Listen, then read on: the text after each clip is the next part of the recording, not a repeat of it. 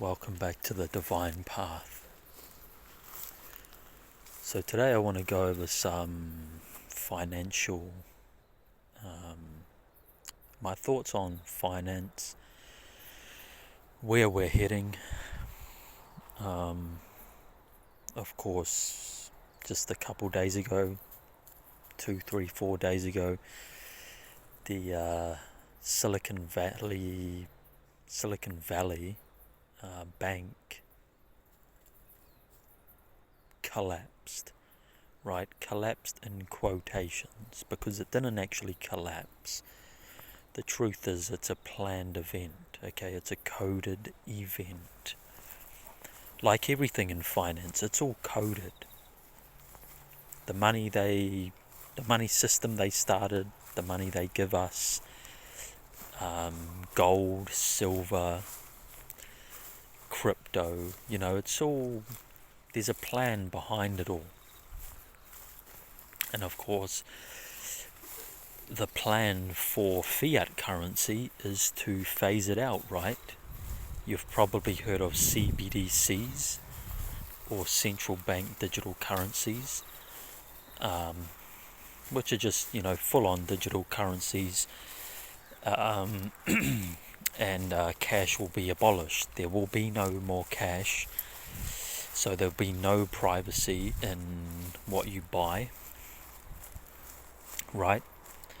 No one will be able to transfer dollars to each other peer to peer, right? There'll be no one able to use cash to buy something from a friend or some random person, selling some, whatever it may be, natural medicine, or whatever. People won't be able to do that anymore. Which is the plan, they want everybody to be on these CBDCs so they can track every single payment you make, which will lead to complete control. Right? So everything you buy will be seen on the blockchain. Everything you buy will be seen on the blockchain, and they will use blockchain technology, the same that is in cryptocurrency right now. Am I saying crypto is bad? Absolutely not. No, quite the opposite.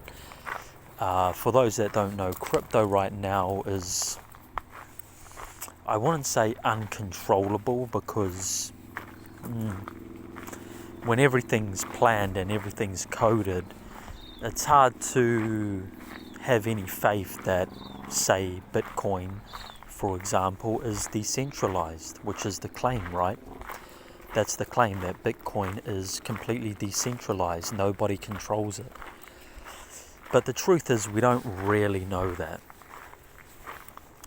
right? We don't really know that. The story of Bitcoin is that it was invented by a guy named Satoshi, and then he disappeared. He went off the map. Nobody knows who he is. So people have this idea that because the owner or the inventor of Bitcoin disappeared, now nobody controls it.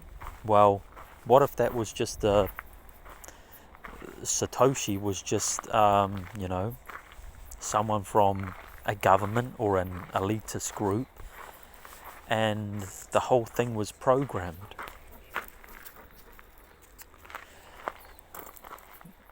The whole story of Satoshi could be just a story, right? Just a story.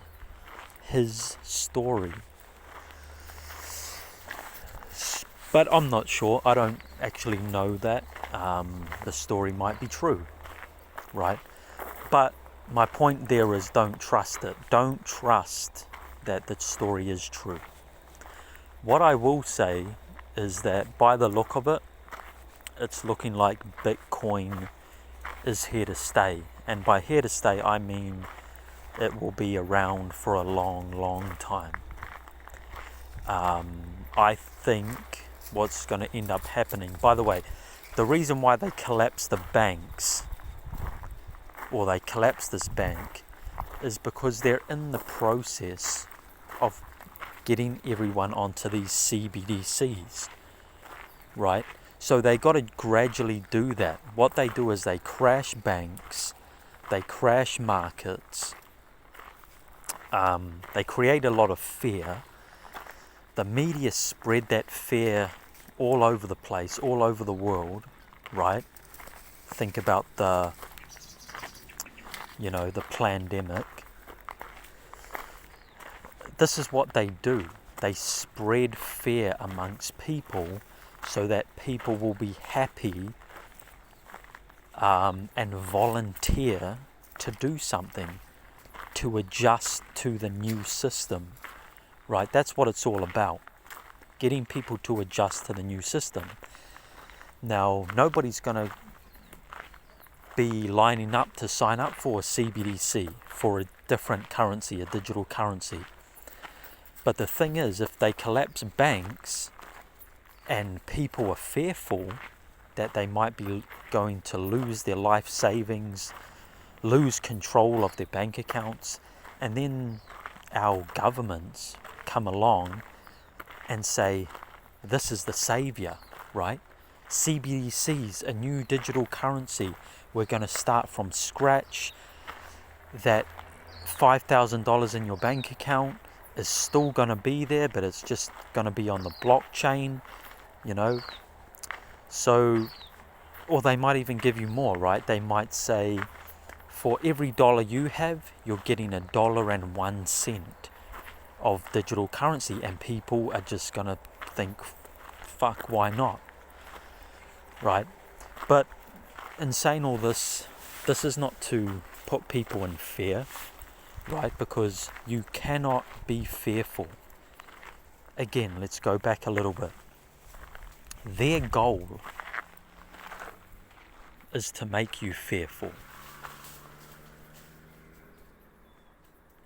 So your objective has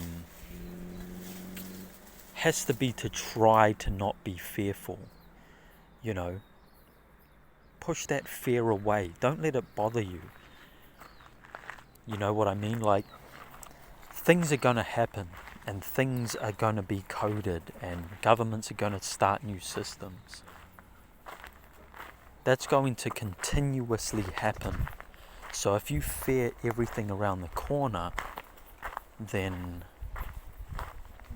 you're just going to leave yourself in a very bad position. You're just going to be stressed, and you're not going to know what to do. You're going to panic, and you're going to not have a very good life doing that. So you've got to let go of any fear, and what you can do is just adjust in your own way. For example, get in to a different form of currency that is separate to the CBDCs that they're going to push on us, i.e. Bitcoin. Now, I know I just said Bitcoin will be, could be controlled.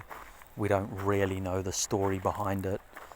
That is true, but what I do believe is that Bitcoin is going to be what everybody who's wealthy will hold. So, you'll have people like Bill Gates, Elon Musk, the rich people behind the scenes, the Rothschilds, all of them will hold Bitcoin, right? All of these people will have Bitcoin. The wealthiest people will have Bitcoin. And the general public, the people that are just employed to work, they will only have the CBDC, and they won't even dream of getting into Bitcoin. It's similar to what the housing market is now, right? Only those with a lot of money and a lot of income can even think about getting on the housing market ladder. You have to be making bank to get a house. That will be Bitcoin in the future. You know, it will be priced at 500,000, $1 million per Bitcoin. And the average citizen isn't really ever going to dream of getting that. That's my opinion, right? I could be wrong, but that is what I see in the code. Because that's just what I see, you know. Countries are adopting Bitcoin. It's just growing and growing and growing. Even institutions are starting to look at it and get into it. By design, right? By design. They probably already hold a lot. But by design, they're going to get into it more. And they're just going to, you know, gradually take all the Bitcoin while the average citizen is left with their CBDC. So, what can we really take away from this? Don't be fearful, but look to the future and see what's to come. You know, like I say, in my opinion, Bitcoin is programmed to be like this gold currency amongst the elites, amongst the rich.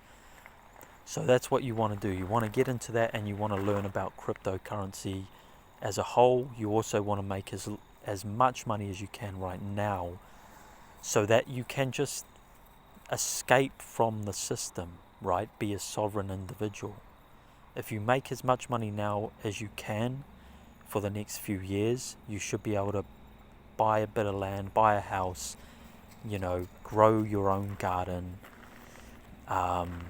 do things to position yourself where, to the point where you don't actually need the system. You don't need to be part of this society and rely on the government for financial things, or rely on an employer to pay you. You know, that's the key here. Make some money now. I don't really expect the CBDCs to kick in for 3, 4, 5 years. So try to get after a hustle, make some money, and don't rely on anyone else. Be a sovereign individual.